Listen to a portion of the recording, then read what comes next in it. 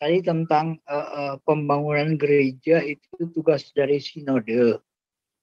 Saya setuju, cuman kan di sinode pun itu dana terbatas. Dia kan juga bukan perusahaan, artinya seperti perusahaan yang menghasilkan uang sendiri. Tapi uang itu kan dari sinode itu uang dari anggota-anggota sinode, gereja-gereja anggota sinode yang berkumpul di bawah sinode itu yang melakukan memberikan sebagian ibaratnya mengirim dana itu untuk ditampung di sinode. Nah, seandainya pada satu jemaat, Pak Paul, misalnya jemaat-jemaat kecil di wilayah-wilayah, contohnya di Sulawesi Tengah, itu banyak gereja-gereja kecil yang hancur, dan mereka itu, sinode itu juga punya dana yang terbatas.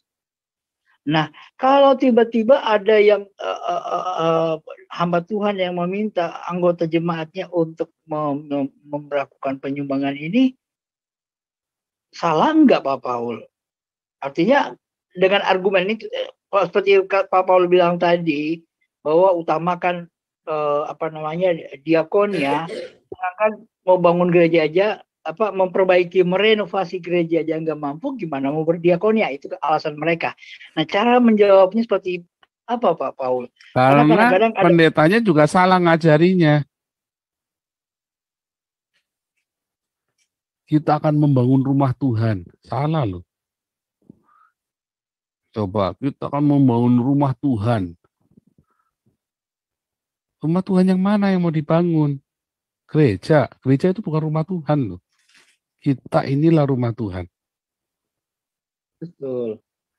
Jadi gereja, organisasi gereja, persekutuannya mengatasnamakan Yesus, kemudian dia dananya lebih banyak buat pembangunan gedung fisik daripada untuk diakonia, itu sesat. Itu pengajarannya melenceng dari ajaran Tuhan kita.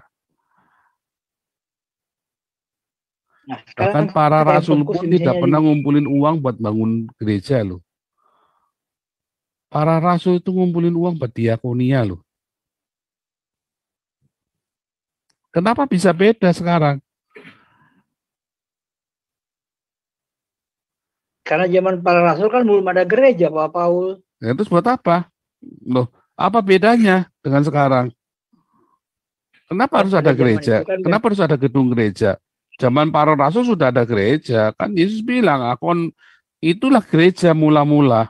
Jemaat itu kan gereja, eklesia kan? Ibaratnya untuk pengguna. Apakah Yesus nyuruh kita bangun gedung gereja? Tidak ada satupun ayat di Alkitab suruh bangun gedung gereja loh. Betul. Tapi kan kenapa? Mungkin mau kalau betul di kenapa jalan. harus dirubah lagi aturannya? Berarti kan salah pendetanya khotbah. Kan nggak mungkin ibadah di jalan Pak Paul, atau di pelataran atau di mana gitu. Loh, kan. Ibadah kita diakonia Damaris itu ibadah itu. Damaris itu tiap hari ibadahnya di jalan tuh, bagi-bagi makanan, itu ibadah tuh. Ya, kadang-kadang harus untuk pengajaran, untuk mengajar, kita mengajar kita via Zoom ini udah mengajar nih sekarang. Jadi cara saya menjawab bagaimana, misalnya kan ada minta sumbangan untuk iya, jangan dijawab. Tuhan Yesus tidak pernah suruh bangun gedung gereja, Pak. Tuhan Yesus suruh bagi-bagi makanan, Pak. Ajari dia untuk kasih makan orang miskin. Ngeri ya yang saya ngajarkan, serius loh. Yang saya ajarkan dari Tuhan yang dalam perjanjian baru. Perjanjian baru tidak pernah sekalipun disuruh bikin gedung gereja. Tapi para pendeta menyesatkan Anda semua untuk bikin bangunan gedung gereja.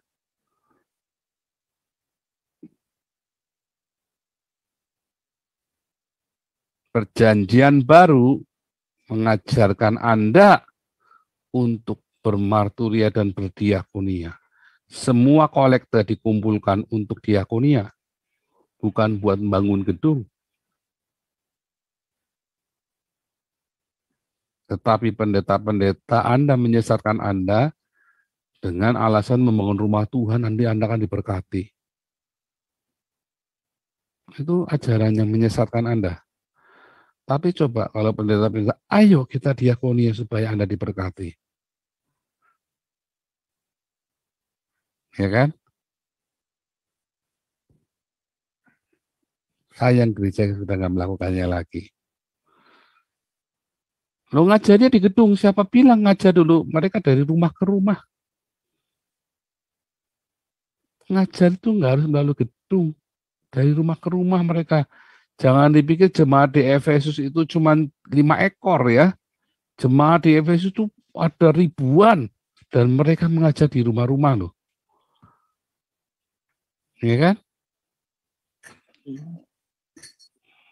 Hati-hati. Ibadah kita itu adalah di jalan-jalan kasih makan orang miskin. Sambil menjaga hidupnya jangan tercemar. Artinya jangan kalau lihat orang miskin cantik terus dikawin. Kayak nabi tetangganya Pak Victor kan begitu kan. Dikawin, ya kan? Oh, saya ibadah.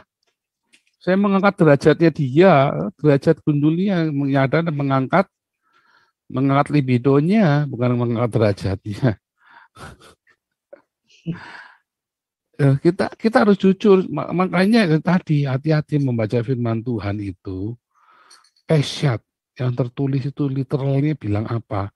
Dan dalam literal itu kita ngerti nggak literal itu yang dimaksud dengan dalam literal itu kita ngerti nggak?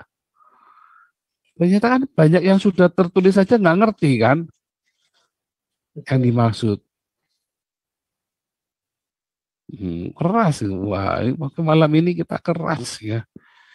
Jangan berpikir gereja adalah 3 dimensi. Gereja itu kita, ya. Yesus yang di dalam kita, itulah kepala gereja. Makanya tubuh kita harus jaga kesehatan. Tubuh kita harus jaga dalam kekudusan. Terus kita, kalau ada orang berkata, akulah gereja, tapi dia tidak berdiakonia bermarturi, ya bohong. Bohong dia, pembohong besar. Pembohong besar, ngapusi. Kalau orang yang berkata, akulah gereja, ada Yesus di dalamku, wah dia pasti berdiakonia. Kalau enggak malah pakai jam tangan 15 miliar, wah itu mah bullshit. Harusnya dia jual jam tangan 15 miliarnya. Itu faktanya begitu. Baik. Wah keras Pak Victor ini. Ya, sadis mungkin pengajarannya di gerombolannya Nabi ke-26. Tapi kalau melakukannya bahagia nanti. Oke ya.